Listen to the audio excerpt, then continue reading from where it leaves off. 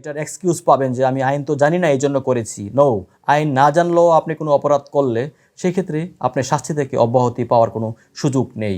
আইন আপনি জানেন না, অজ্ঞতাই কিন্তু আপনাকে আইনগত যে শাস্তি আছে সেটা থেকে প্রোটেকশন আপনাকে দিবে না, এটা আপনাকে কোনো রকম রিলিফ দিবে না, বা এটা কোনো গ্রাউন্ড হতে পারে না। যে বিধানগুলো রয়েছে তার সাথেও কন্ট্রাডিক্টরি, এবং ওখানে কিন্তু শাস্তির বিধান রয়েছে। এটা কিন্তু দণ্ডনীয় অপরাধ বটে।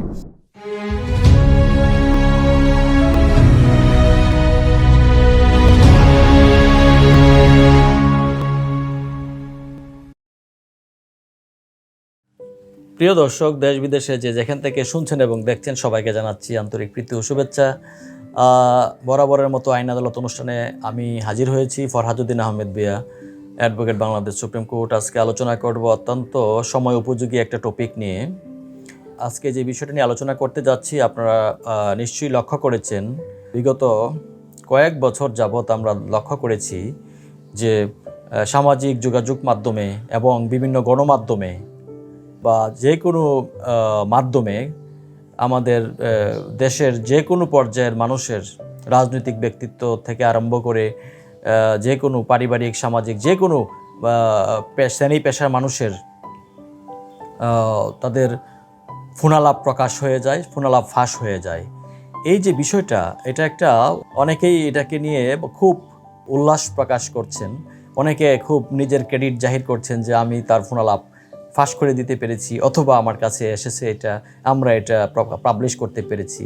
কিন্তু আইন কি বলে, আমাদের দেশের সংবিধান কি বলে এই সংশ্লিষ্ট বিষয়গুলোতে?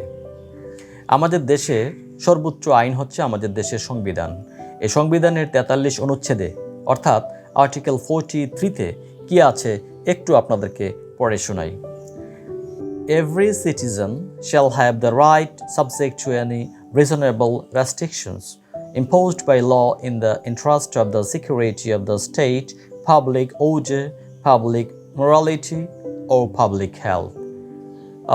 এতে আছে to be secured in his home against entry, search and seizure, and বিতে আছে to the privacy of his correspondence and other means of communication.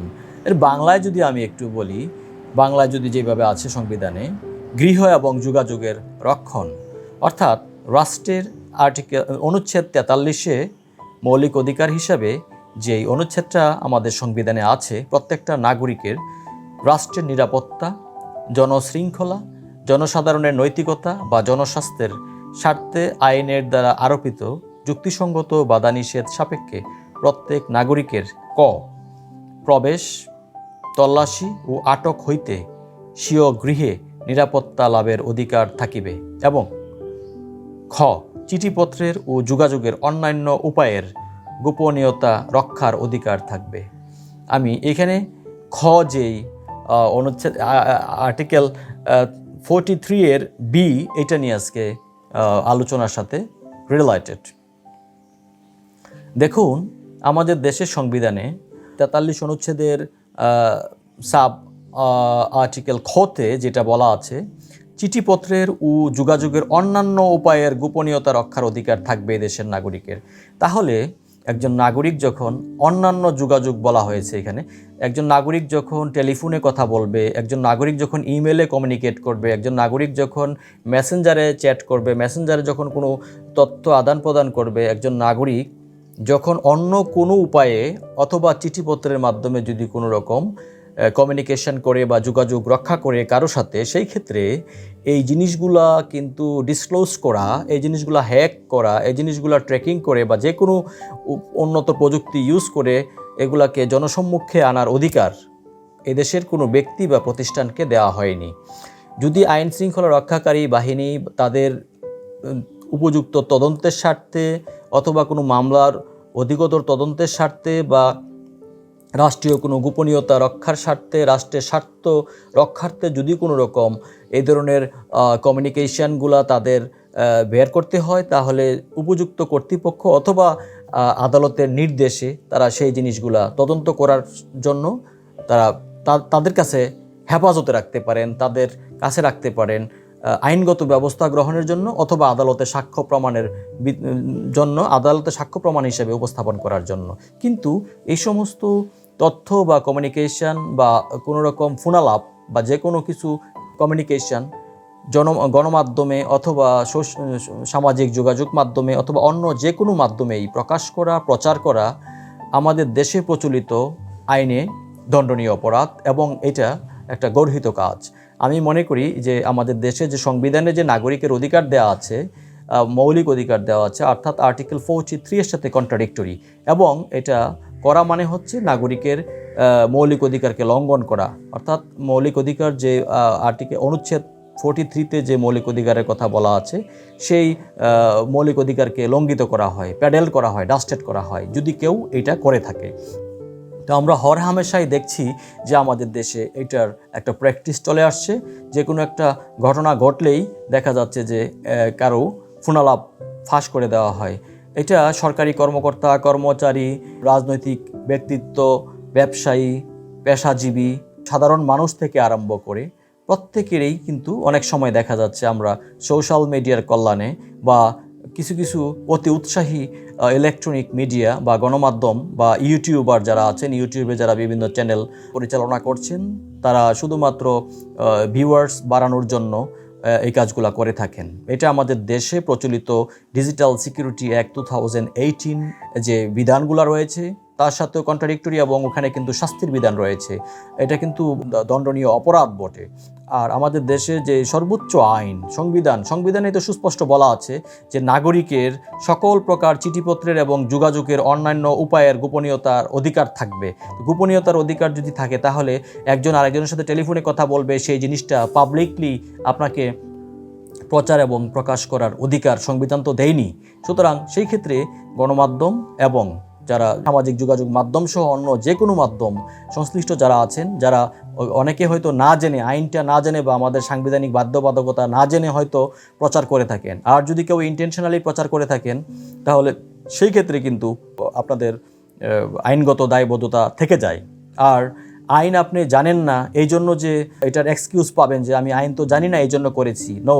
আইন না জানলেও আপনি কোনো অপরাধ করলে সেই ক্ষেত্রে আপনি শাস্তি থেকে অব্যাহতি পাওয়ার কোনো সুযোগ নেই। আইন আপনি জানেন না, অজ্ঞতায় কিন্তু আপনাকে আইনগত যে শাস্তি আছে সেটা থেকে প্রোটেকশন আপনাকে দিবে না, এটা আপনাকে কোনো রকম রিলিফ দিবে না বা এটা কোনো গ্রাউন্ড হতে পারে না। অর্থাৎ আমি যেটা বলতে চেয়েছি যে খুব উৎসব মুখর ভাবে, অর্থাৎ খুব আয়েসের সাথে আমাদের দেশে বিভিন্ন গণমাধ্যম, বিশেষ করে কতিপয় ইলেকট্রনিক মিডিয়া এবং ইউটিউবার এবং দেখা যাচ্ছে সামাজিক যোগাযোগ মাধ্যমে বিভিন্নভাবে বিভিন্ন শ্রেণী পেশার মানুষ যারা আমাদের দেশের নাগরিক, তাদের ফোনালাপ হ্যাক করা হয় এবং ফোনালাপ প্রচার করা হয়। তাতে করে তারা মনে করেন যে তাদের গণমাধ্যম বা অন্য যে কোনো মাধ্যমের টিআরপি অথবা ভিউয়ার্স বাড়ানোর একটা সুযোগ হয়, অথবা ওনারা মনে করেন যে এটা তাদের ক্রেডিট যে ওনারা এই ফোনালাপটা ফাঁস করতে পেরেছেন। কিন্তু এটা যে একটা আইনের লঙ্ঘন, একটা নাগরিকের বা কোনো প্রতিষ্ঠানের বা নাগরিকের যে দেখা যাচ্ছে মৌলিক অধিকারের চূড়ান্ত লঙ্ঘন, এই বিষয়টা ওনারা আমলে নিচ্ছেন নাকি না এটাকে বৃদ্ধাঙ্গুলি দেখাচ্ছেন, সেটাই কিন্তু প্রশ্ন রয়ে গেল।